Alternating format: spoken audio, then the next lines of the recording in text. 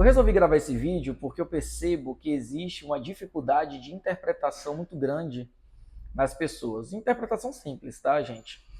E por isso que eu decidi falar sobre Maria. Essa semana nós comemoramos o dia da Anunciação do Senhor, tá? E foi algo muito importante na história do cristianismo, né? Quando o anjo anuncia à Virgem Maria o nascimento do Salvador, que ela conceberia o Salvador. E por que eu digo que as pessoas elas têm uma dificuldade muito grande de interpretação? Por exemplo, se eu digo a vocês o seguinte, que o sangue que escorre da cruz de Cristo é o mesmo sangue de Maria, muitas pessoas vão ter isso como uma blasfêmia, como algo inaceitável, né? Mas isso é interpretação simples. Jesus, ele é filho de Maria. E nós, como conhecemos um pouquinho de biologia, nós sabemos que quando você é gerado no ventre da sua mãe, o seu sangue ele é da sua mãe e do seu pai. Como Jesus ele não tinha um pai terreno, apenas uma mãe, porque ele é concebido de forma virginal, Maria concebe de forma virginal, no caso, né?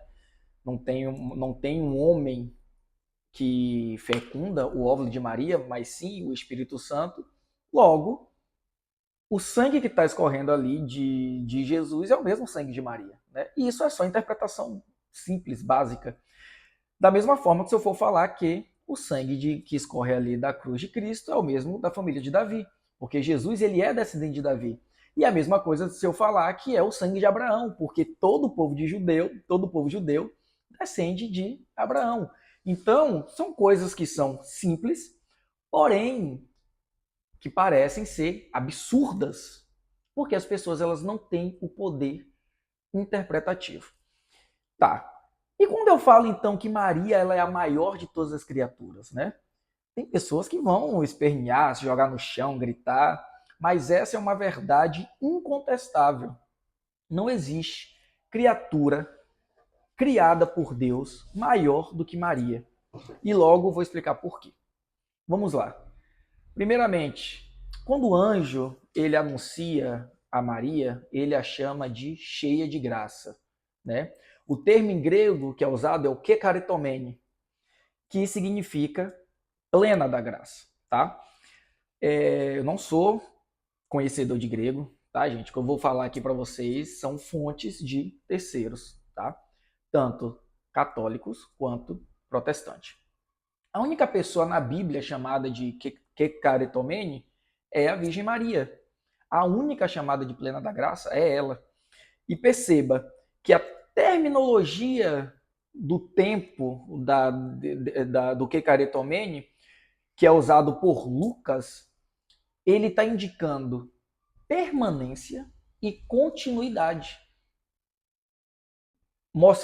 demonstrando de forma escrita que a graça de Deus está nela de forma plena, permanente e contínua, né? Vamos lá. Existem algumas linhas que vão interpretar isso de Maria, né? Existe a católica, que vai dizer que Maria ela é imaculada, que ela foi imaculada desde a sua concepção, e daí vem o dogma da Imaculada Conceição, tá? Existe uma parte dos ortodoxos que vão dizer o seguinte, que Maria ela foi concebida com pecado original, mas a partir do momento em que a fecundação ocorre, no minuto depois, ela já é purificada de todo pecado. E vai haver outro grupo ortodoxo que vai dizer que Maria ela foi purificada no momento da anunciação do anjo, tá? E vai haver o quarto grupo, né, que vai dizer que Maria, aí já são mais protestantes, aí eu não vou dizer também todos os protestantes aqui porque é demais, mas Maria, um ramo do protestantismo vai dizer que Maria ela só foi purificada no momento enquanto esteve com Jesus apenas, e que depois disso ela se tornou uma qualquer como qualquer um de nós, sujeito ao pecado como qualquer um de nós, tá? Porém, o texto, ele não indica isso. Como eu sou católico apostólico romano, eu vou crer na Imaculada Conceição, que ela é santa desde a sua concepção. Porém, o texto, ele vai nos dizer que, quando o anjo foi anunciar, disse, alegra-te, cheia da graça. Não disse, alegra-te, tu serás cheia da graça. E como a terminologia no grego vai indicar permanência e continuidade, quer dizer que ela já era cheia da graça no momento em que o anjo a anuncia. Mas enfim, tá? Esse aqui não é o foco do que eu quero falar. Mas eu queria mostrar isso para vocês, né? Que a única pessoa na Bíblia que é chamada de cheia da graça, ou plena da graça, de forma permanente e contínua, é a Virgem Maria, tá? Mas o que isso implica ela ser a maior de todas as criaturas? Eu quero que vocês pensem só um pouquinho comigo. Jesus Cristo, ele é a segunda pessoa da Santíssima Trindade, né? Eu creio que quem é cristão vai crer na Santíssima Trindade. Porém, Jesus Cristo, ele é espírito, né? Era, no caso, apenas espírito. E esse espírito, o verbo, ele precisa encarnar.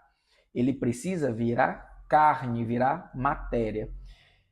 E nisso, o Espírito Santo fecunda o óvulo da Virgem Maria. A Virgem Maria, ela é carne, ela é matéria, e é fecundado nela Deus. Então não tem como uma outra criatura receber uma missão maior do que essa. Porque o verbo, ele sendo Deus, ele vai ser encarnado em Maria. Ela é um agente ativo, geracional da humanidade de Deus. Deus se torna humano através de Maria. E não por escolha dela própria, mas por escolha e predestinação do próprio Deus. O próprio Deus a escolheu desde toda a eternidade, porque Deus é onisciente, Deus sabe de todas as coisas. E ele sabe de todas as coisas desde sempre. Entendeu? Então, você dizer que Maria ela é a maior de todas as criaturas, isso dá ainda mais dignidade a Cristo, ao Criador. Porque ela gerou a humanidade do Criador. Da unha do pé até o último fio de cabelo de Cristo tem DNA de Maria. Até mesmo depois de ressuscitado, tá, gente? Até mesmo depois de ressuscitado, todo o DNA de Cristo é o DNA de Maria. Nenhum outro, nem anjo. É só ler Hebreus 1, gente. Tá? É só ler Hebreus 1 que vocês vão ver que nenhum outro ser humano teve uma missão tão singular e especial quanto essa. De gerar, entendam, ela gerou a humanidade de Deus. Não é qualquer coisa. Não foi qualquer uma. Vocês conseguem compreender isso? Que é gerar a humanidade de Deus? É uma loucura. Mas é como Deus, né, faz as coisas.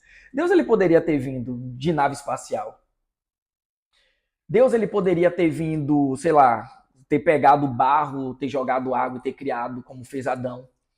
Ele poderia ter simplesmente aparecido, mas ele escolheu vir por meio de uma mulher. Por meio de uma mulher que gera a humanidade do Criador.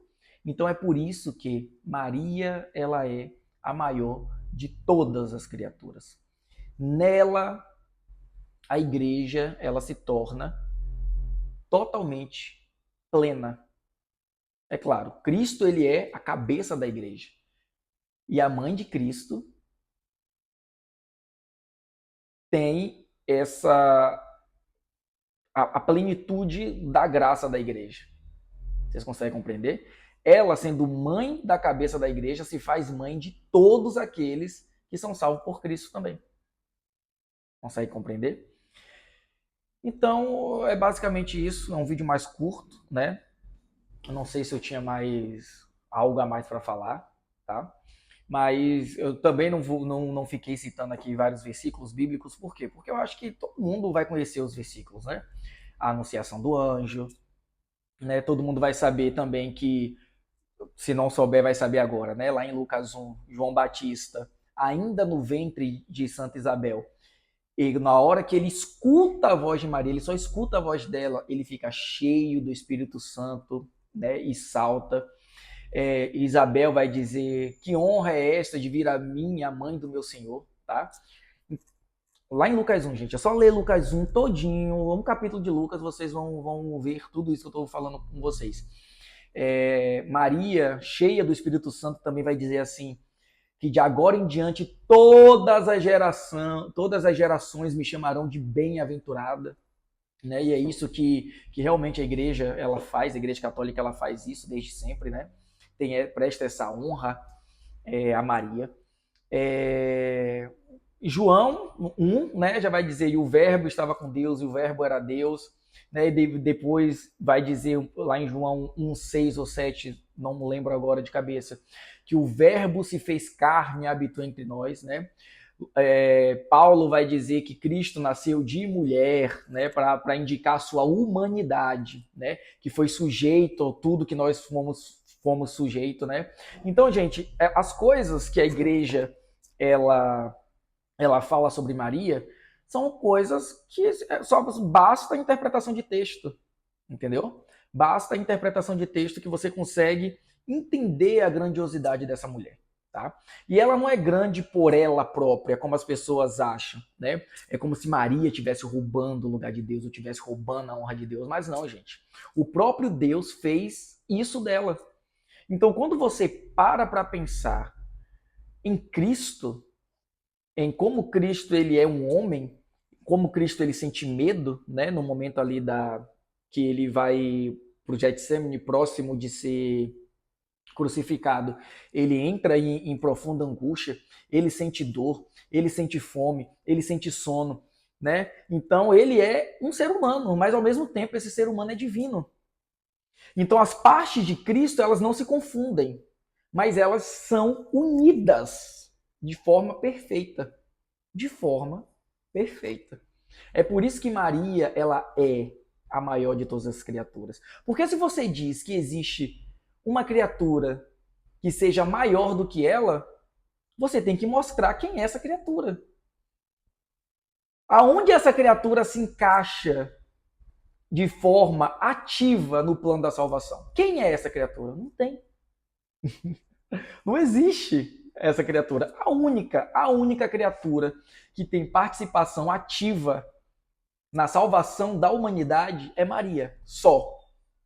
Ela é a única. Porque ela gera a humanidade do Criador. Não é Miguel, não é Abraão, não é Paulo, não é, sei lá, Elias, não é Davi, não é nenhum desses. De forma ativa somente ela, porque é gerado nela, através dela, a humanidade do Criador. Então, gente, não achem que quando a igreja dá esses títulos a Maria, que ela é exagerada, tá? São coisas simples, de interpretação simples de texto. Quando a igreja ela se debruça sobre isso, né? E isso é desde a igreja primitiva, tá? Eu poderia trazer aqui milhares de citações, mas eu acho que o vídeo vai ficar muito longo. Então, a igreja ela vai se debruçar sobre Cristo, porque muitos duvidavam da divindade de Jesus. Então, precisavam se debruçar sobre a mãe de Jesus, né? Que é o único parentesco que Jesus tem consanguíneo é com ela. E quando eu disse que depois de ressuscitado, Jesus continua tendo o DNA de Maria, é porque o corpo de Jesus ele é transformado, não é dado a ele outro corpo. É tanto que quando ele se encontra com os apóstolos e Tomé duvida, ele fala: Tomé, toque aqui no meu lado, toque aqui nas chagas da minha mão, mostrando que é o mesmo corpo que estava pendurado na cruz e é aquele mesmo corpo que está ali, porém de forma transformada. E é isso que Paulo vai dizer também, que nós, quando Jesus Cristo vier, seremos transformados. Não quer dizer que vamos receber um novo corpo, é o mesmo corpo de forma transformada. Conseguiu compreender?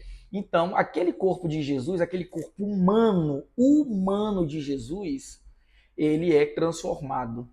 E a única pessoa que tem relação consanguínea com este corpo de Cristo é Maria. Nenhum outro ser humano tem isso, tá? E aí eu poderia falar Maria como a nova Eva, Maria como a Arca da Aliança, Maria explicar ainda mais Maria como a mãe de Deus, né? Mas ficaria assim um vídeo muito longo, eu teria que trazer muitas coisas, muitas explicações, mas eu acho que esse vídeo curto, que não, já não ficou tão curto assim, eu acho que já explica bem, né, o porquê que Maria é a maior de todas as criaturas e por que isso dá a Cristo mais ainda de dignidade. Não que ele precise disso, tá, gente? Não que ele precise de mais dignidade, mas ele é digno e por isso a mulher que o gera precisa ser também de grande dignidade e de santidade, tá bom? Então, é isso aí. Em nome do Pai, do Filho e do Espírito Santo. Que Deus abençoe a cada um de vocês.